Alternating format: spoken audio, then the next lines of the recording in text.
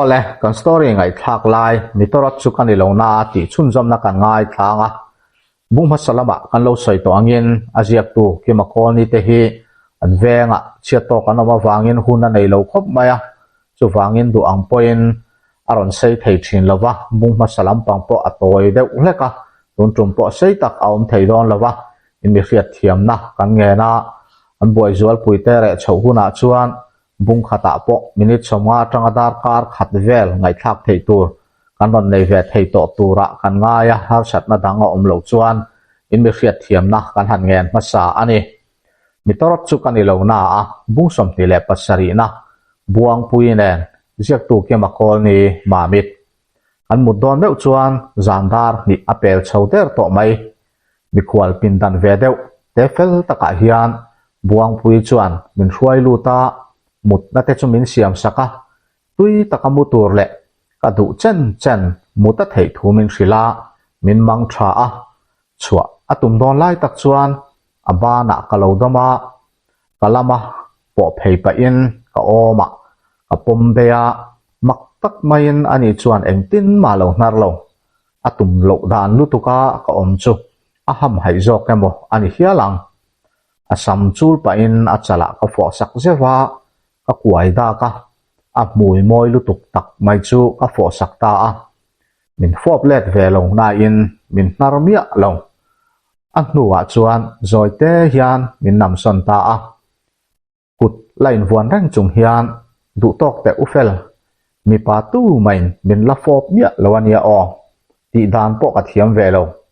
kan na tura khan ril ru pela a hau tak tur zia kan riat kha nui deuh reuh chung hian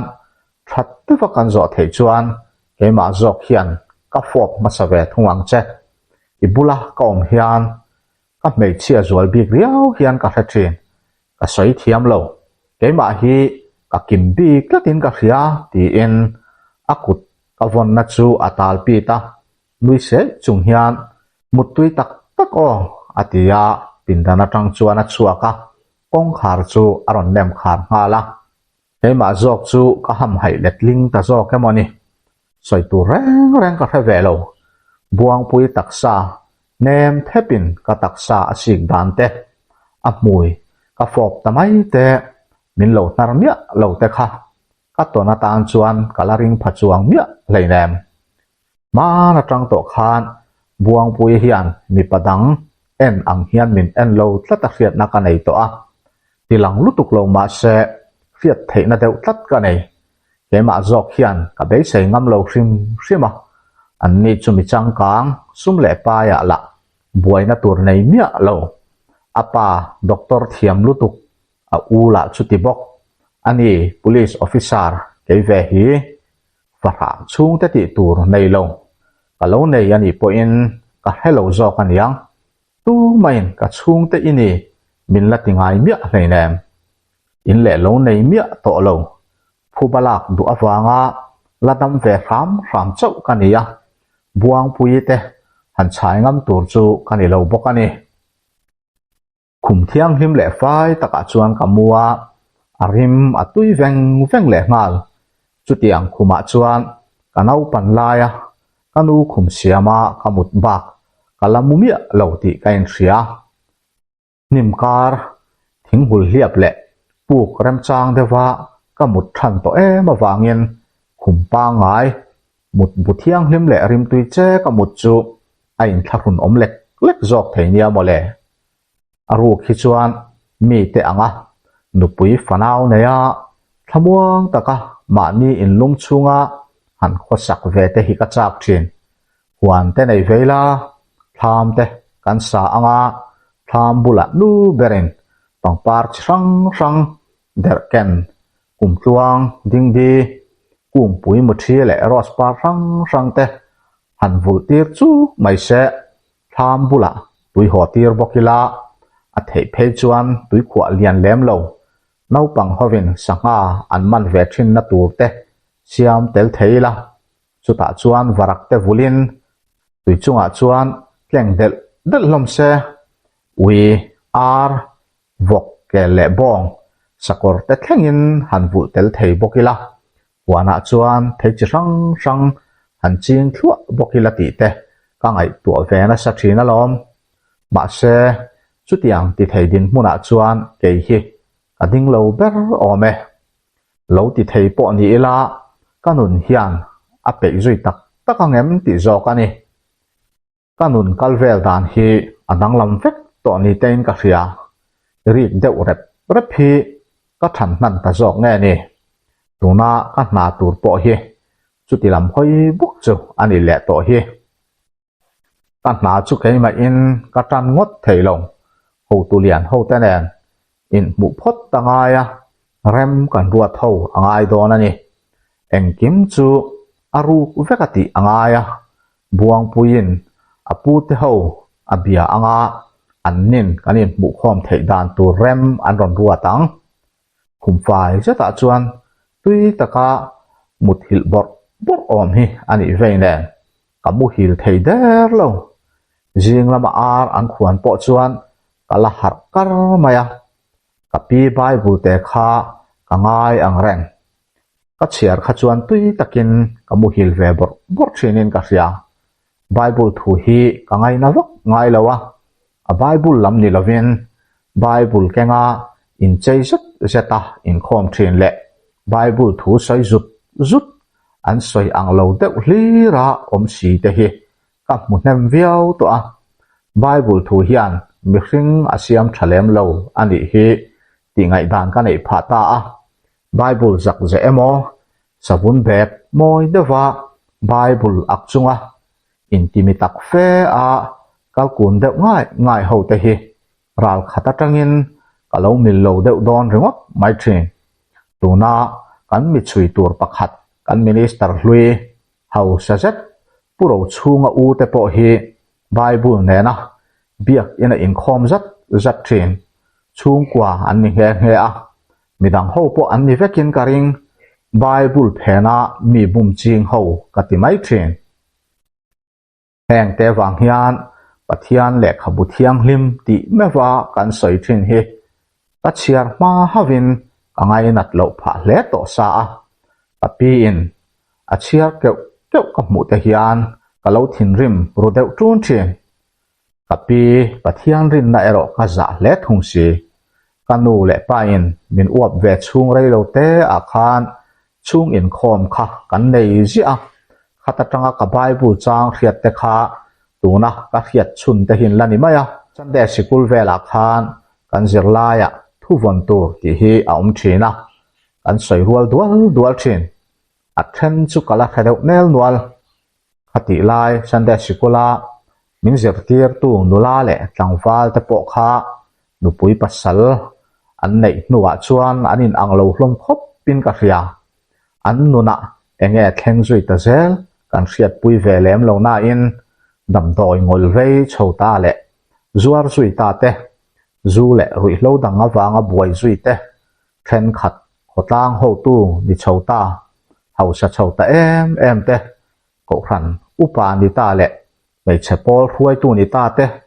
khopui lama an taksa zuara kho sa chhota mai le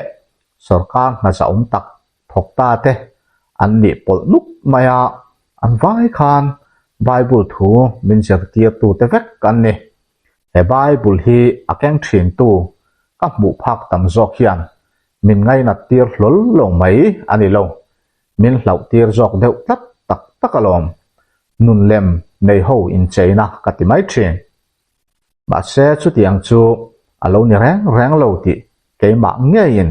ka pi bible ka chiar ve tak zeu zewatang khan ka he chhota yom dan tur chulal pa chunga ngatla ama churing la aman ati fekang ti thu te kha ka ngai tua zui fo thin kanom dan zong kan nga ngam na tur chu kan mirin tok tak ani angaya kan rin tok ni tur chuan an ma ni ka khiat chian hle angai phota khrechiang tur chuan ka nai chil thokhat hle atul masa ti te ka ngai tua mai thin khrechiang manglovin kan engkim hi tu hne na ma kan ngat ngam lul lawang bible thu hi soi vak lam ni lawa bi cheta ngun thuk zok a zir tham a ti ero ka he thiam to tapi khan beng riat na maya riat le zir thiam na ringota ria an oma pathian tharau dik tak nen chuan athu engkim hi kan mo le mo kan fing emo kan riat thiam theidan zela filfia in kan om thina atharau pol na nen chuan bible chu chang khat lek po hian mit thi an lo nei fir fera an nung hlia mai ani kan nun pum po ati dang lam dor thei ani ati in min hril fo thin thil ni thei ani karing hlel talo atharau soyaro kala nei ve ngai lo aniang a riat thiam pui veri lo chutia kamu hil thei lovin enge bok kangai tu akwal vel mai lai chuan kalong mu hil ve ta niang e kamut ta ka chuan kalong mutui hle niang ka har deuh chuan khua alo tlai to hle hian ka hria a tuk ver chu hongin khua chu kan ena ruwa aron chu ngei don ani mel chung ruwa tui pai hi chim lama tang chuan aron tol phei me ka khua po aduai chak hop mai banga sana intar chu ka ena tlai dar ni alo ri don thuak to amut na do kana chuan thei tui le chang alo oma helam chu khua lum thei boka thingpui aya thei tui hi anna vi hian a inna sa zo pani karing le khathema outpost lama akal lok lo omro engma lo ti angai lo o ni zan khan enga tinge min fo ngota tuna ka jak tan don chia chuan ui kha ka bual fai to ania ti injia khi buang pui chuan alo nut chia min kai tho du lo ani don hi ti in thei tui chu ka ina ale khazia chuan kanui ati za tharia wa ka ku a ka fo khan atang nia lova a ham hai ve nge ni ang o te katia tuna ka jak tan don chau ati te hlei chuan kanui ati za in ka hlim pui ta phiana ni zana mi pa tu mai min la fop lo ati te kha ka o in ka pom thap ama hi nula pian nal in khai thli thar mai atoi zong in mi pamit laber chiang hi ni a mela tha em bok ma se anun a uluka mi panel thei turin a om ngai lo a tho pui te bula po za om taka a om mai karing mi lep chia le mi pa hetak ang khani lo hrim mi pathen khat chuan an fiam sual zeu te poin karing chuti rualin mi patam tak chuan aril ru hne tumin aruk deuh le ruk vak lo poin an thei top an chua vena sa ang ti arin om ani ang laka chuan chutiang chu mi papa ngai deuh tan chuan ti mak mo ani zok khia lang chu tong kam hrim chuan chai po an chai ve fo don sa a an chai ler ve sek to mai thei atak sa ero an ni khoi thei turin a om karing lawa khoi ngam anom karing lo bok chung ko za takatanga ron char chuak amit meng ringot po za lia nia nel swal ol tak tur chi ani chau kalama ka phei chu ka ui pa chuan min lo zuan ngal thua ka min lo ngai to hle niang achik mur boka alo fai vuk to a sampurim anam veng mai engtin nge anin bual pi tu thei mai ni ui fel ve tak chu ani ve khop mai aluwa chuan ka chul sak thua ka bual in lama in phi fai turin ka kal san ta ka in phi fai lai chuan buang pui chu ron ho a ka ui chu bia in ipu suala ala ron tholo vem ni za puyom lutuk mai vakai thote ati ri ka va thei bual ina chuan kalo nui vara ka va chua phei chuan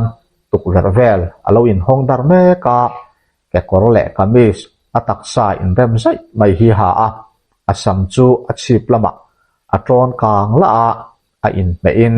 alang nau pang zual le in ka ria kumsom ni panga borvel ani karinga alan dana chuan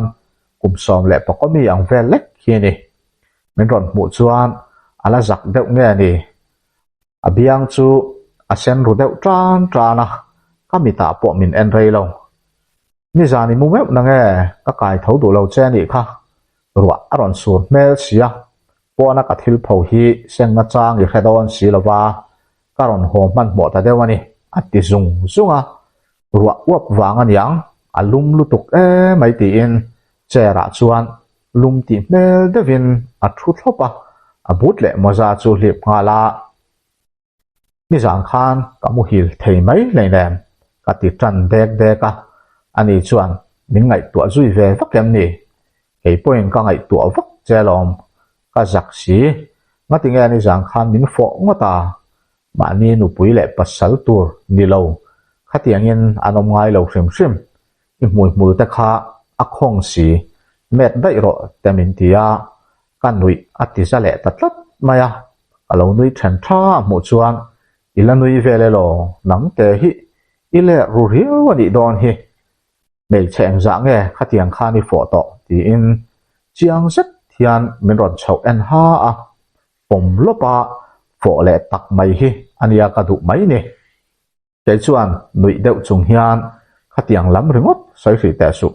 nam do ina min en kol laia ka fop lo che kha amak ka in ti jok mata sin ni du dan danin min ngai ro hi pha hial don po ni la nang ka fo theina che ni chuan lung oi taka ka thi the mai ka in ring ka ti lai chuan min en kiu chung hian eng wangot chuan mo zak lo wa bok mo alo ti man mo a ke chuan ka du lu tuk wang cha mo le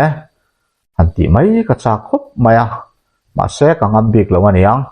thil dang ka soi ta zo ka voin te chu in ol ve te ka lo ringa sunday te ni sia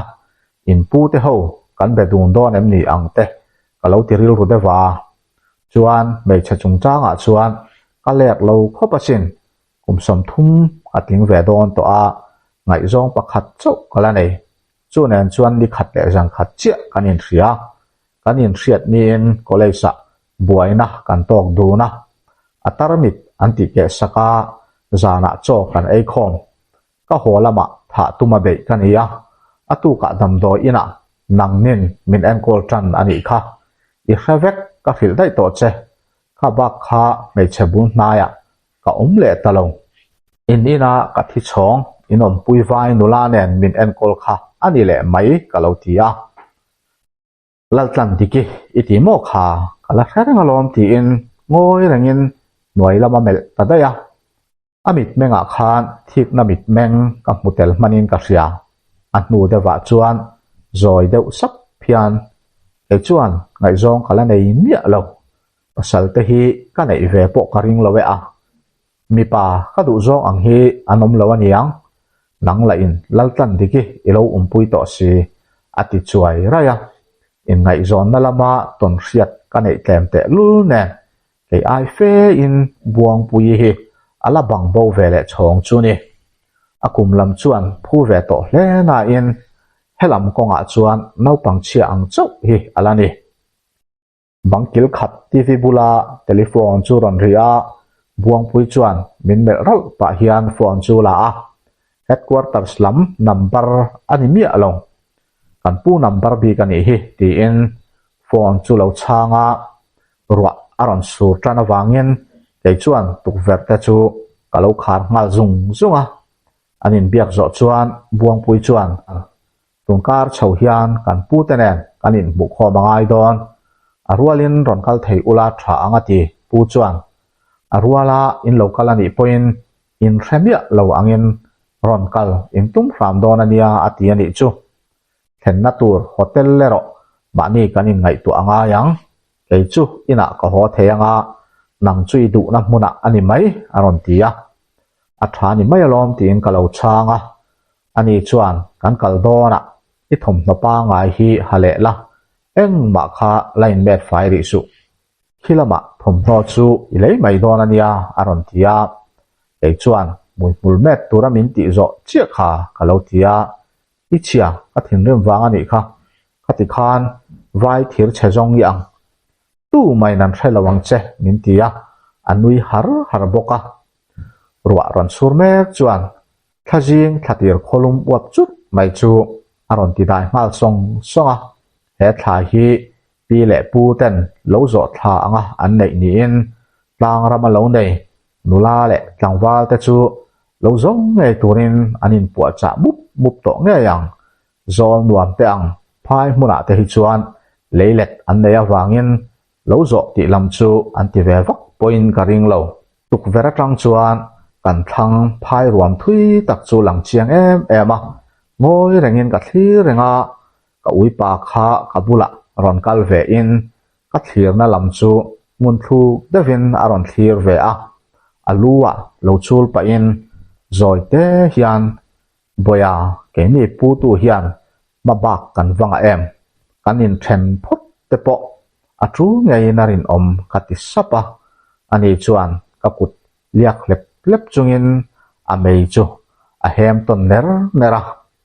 chunzom le zel tur